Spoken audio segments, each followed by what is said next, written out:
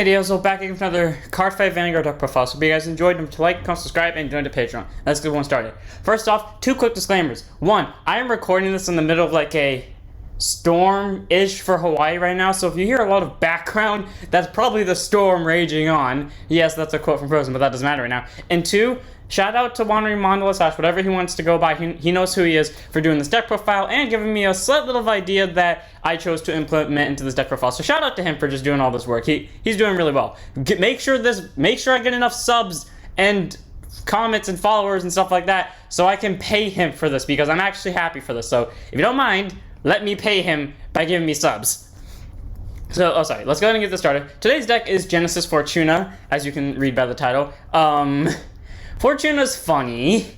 It's kind of like it has one ability that I like in particular, because I feel like that should have been an Astro Poet thing, and its other two abilities are fine, but it just kind of feels like it blatantly ripped off Oracle Think Tank's Battle Sisters, but the other ability is just straight up Astro Poet, so it's like Astro Poets plus Battle Sisters. Weird, but still good. So let's go ahead and get the deck started.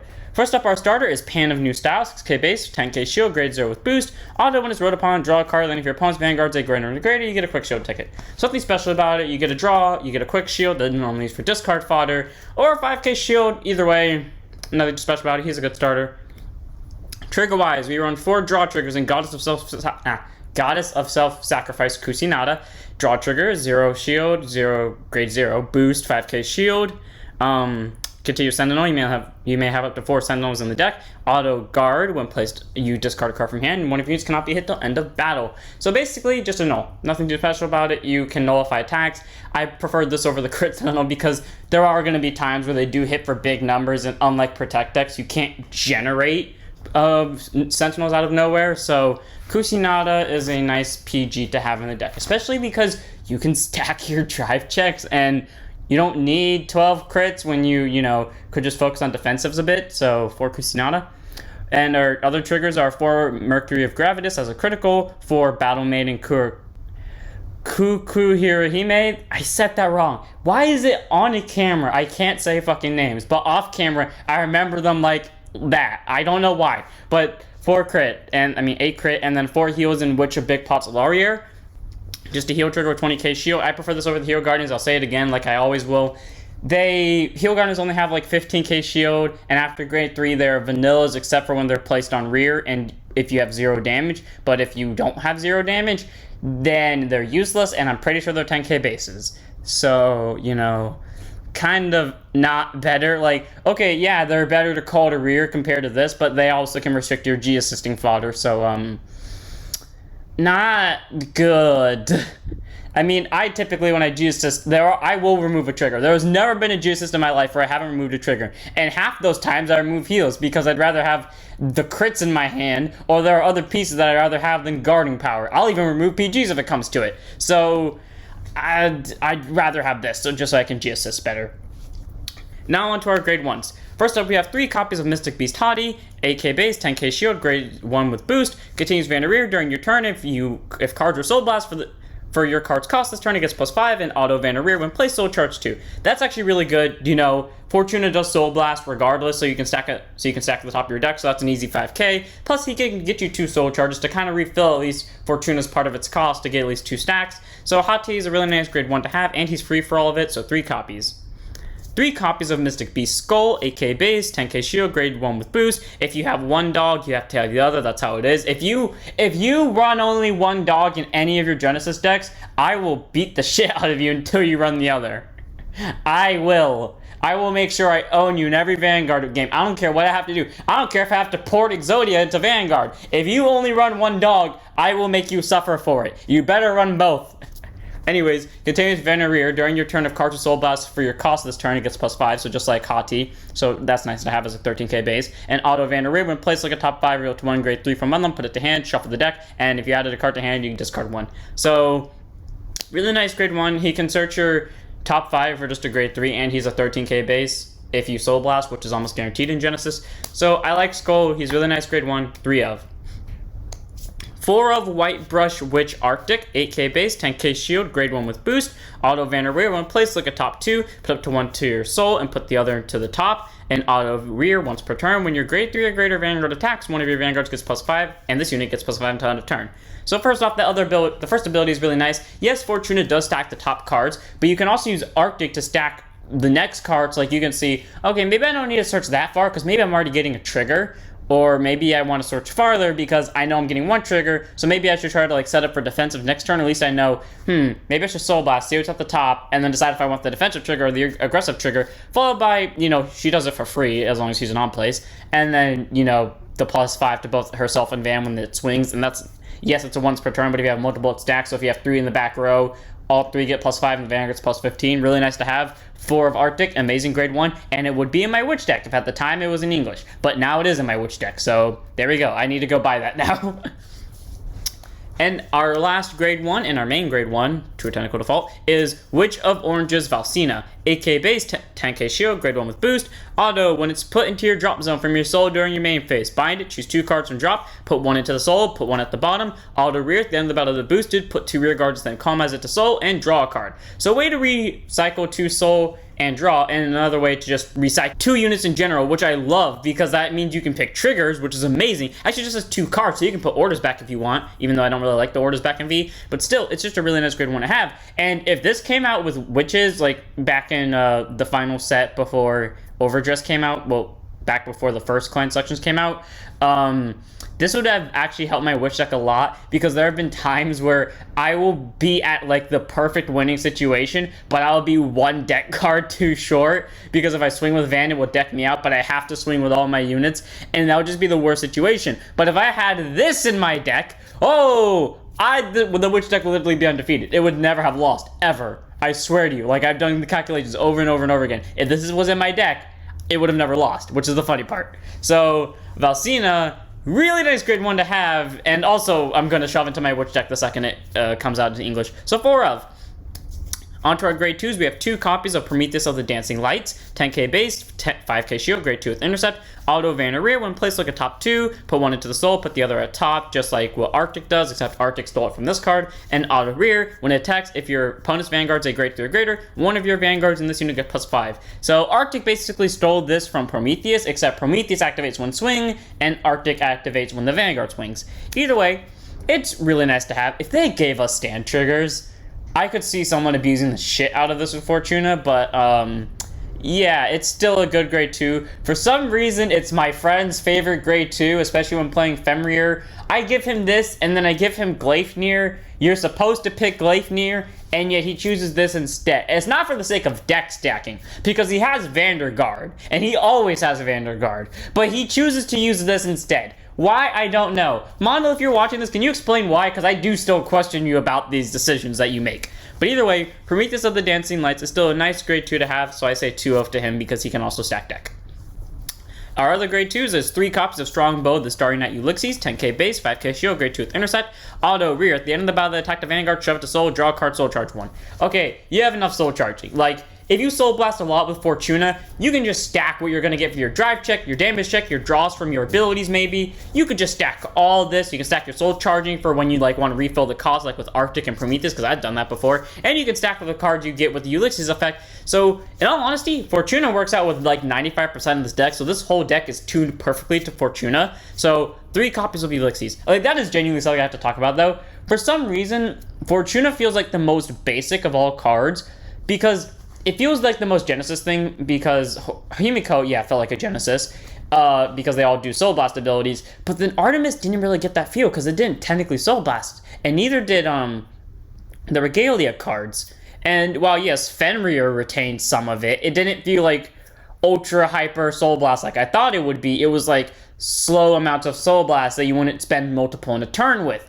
But Fortuna is a type of thing where you do spend multiple turn. Like, the most you would spend with Fenrir in a turn is, like, the most you would lose, by the way, in total, which would be 3. And in Fortuna, you know, you go with higher amounts, and the deck can work easier. So, in my personal opinion, I feel like Fortuna is the most Genesis card that came back in the V-Series, and it works so well with all these basic cards that I just love all of it. Like, this Fortuna is a genuine budget-friendly deck because it can work with all the, I guess, common cards that everyone would not use maybe. So 3 copies of Ulixes because it's really good. I got off a bit topic there, but we'll get back to the Fortuna later. I accidentally skipped a grade 2. 4 copies of Unappeasable Bitter Gleipnir. 10k base, 5k shield, grade 2 with intercept. Auto, Laurier when placed. Counterblast 1, soul charge 1, choose a card from your soul, bounce it to hand. Okay, if you're grade locked, soul charge or grade 3. I don't care what you have to do. Do some voodoo magic, go pray to the devil, go pray to God. I don't really care what you do. Stack the top card of your deck when your opponent's not looking. Pull the guy that Chronos grabbed the shin of and then broke and then got disqualified from a tournament by, hiding a card sleeve in your deck. Accidentally activate it and soul charge the top card, which happens to be a grade 3 that you need in your hand. Yeah, coincidence. Definitely not cheating at all. Just make sure there's no Chronos around. And then auto rear, when attacked, soul blast 1 and gets plus 10 for the turn. Okay, so if you're not on Fortuna, it's a way just to trigger it immediately. Granted, like if there is a bag of grade 3 here that does soul blast, so you don't have to be on Fortuna for this to work, but Gleipnir is still a nice grade 2 to have because it can just soul blast and get itself plus 10. So 4 copies. And our last grade 2 and our main grade 2, who skill I hate for some reason, but I love the art so much. Witch of Raven's Chamomile. 10k base, 5k shield, grade 2 with intercept. Auto soul at the start of your battle phase. If you soul blast a 3 or more this turn, you may call it to rear. I hate that. I wish it was at these, when your Vanguard attacks, if you soul blast a 3 or more, call this card from soul. That would be so much better because that would be a way to get multi-attack. Why the fuck did they not give us multi-attack? Fenrir can multi-attack. Yeah, that's the only Genesis deck that can come to mind, the multi-attacks. But still, what the hell, Bushy? Why can't you give this thing a multi-attack ability? You could multi-attack with it back in the old days. Granted, you need counterblast for it, but come on, Bushy, the hell? And then auto rear, when this unit attacks, if this unit gets plus 10 to end the battle, at the end of the battle, retire it, it is mandatory. So unfortunately, it does not send itself back to soul, but this is a thing. Just bind it from drop, send it right back, but yeah, sure. Either way, Chamomile is a nice grade 2 to have because it's immediately a 20k swing. It can act for a really good rush early on. I still wish this first skill was when your Vanguard attacks, but that's just not how it is. Either way, Witch of Raven's Chamomile is a nice grade 2, and I like its art, so 4 of. And on to our grade 3s. 4 copies of our backup, Oracle Queen Himiko, 12k base, 13k base, why the fuck did I say 12? Grade 3, Twin Drive Force Gift, Act Van, once per turn, soul blast 5, and put a crit or a draw from your soul on the bottom of your deck, and that trigger activates the same for each grade of your opponent's Vanguard. Okay, the chances of you soul charging a trigger are high. If you do not soul charge a trigger, you are high. I mean, that's probably not the case. You're probably cheating is what that is. If you go the entire game without soul charging a trigger, whether you want to or not, that either means you are cheating or you are incredibly lucky and you should go buy a lottery ticket. That's all I'm saying. But yeah, Himiko is just a way just to get trigger effects off. That's why there is a draw here, but instead of 12 crits, but you could just put the crit back and then give a crit to each of your front row units, and if they're at 4 fucking damage, they're can't take anything. So Himiko is a nice grade 3 to sit on, plus all the deck soul charging capabilities. So, you could just sit on Himiko and you wouldn't be in that much of a trouble as long as you have at least 1 trigger in soul that isn't a heal. So Himiko is a nice grade 3 to have, 4 of. And our main grade 3 in our final unit is 4 copies of Goddess of Good Luck Fortuna, 13k base, grade 3, Twin Drive Force Gift, Act Van, once per turn, counterblast 1, soul blast any number of cards, at least 1, and look at the same number of cards on the top of your deck equal to the number of cards you soul blasted for this cost, and put them at the top of your deck in any order. So if you soul blast 1, you look at 1, if you soul blast 2, you look at top 2, if you soul blast 20, you look at top 20. How you would be able to do that is beyond me, because I'm pretty sure you would be decked out at that point. If you somehow were able to soul blast 20, I'm pretty sure you're about to deck out, because by assumption, you have to have at least 1 damage. You had to have ridden at some point into this at least 3 times. Your starter counts towards this, so at the very least, you're out of 5 cards. So at the very least, you're at 45. You already lost 5 in your opening hand, so you're at least at 40, which means the second you do this, you're not technically decking out, but I doubt for a second you don't have, like, drop zone cards.